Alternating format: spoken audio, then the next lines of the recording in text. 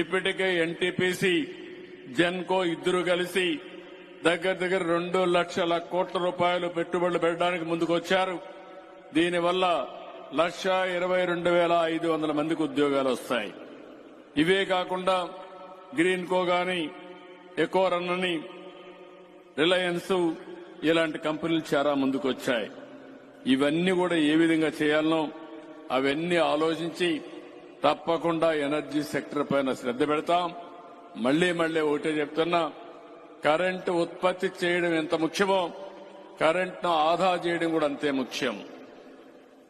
మనం అందరం కూడా ఒక సమాజానికి మంచి జరగాలంటే, ఎన్విరాన్మెంటల్ ప్రొటెక్షన్ ఉండాలంటే, వాతావరణాన్ని కాపాడుకోవాలంటే మనం చూస్తున్నాం ఈ మధ్య వాతావరణం సమతుల్యం తప్పిపోయింది. క్లౌడ్ బరస్టింగ్ అవుతా ఉంది. కొన్ని దిక్కల వర్షాలు పడితే విపరీతంగా పడుతున్నాయి. ఓసారి వర్షాలు పడకపోతే వర్షాలు పడే పరిస్థితిలో కూడా లేవు. ఇవన్నీ కూడా మనం బ్యాలెన్స్ చేయాలంటే భవిష్యత్తు గురించి ఆలోచించాల్సిన అవసరం ఉంది.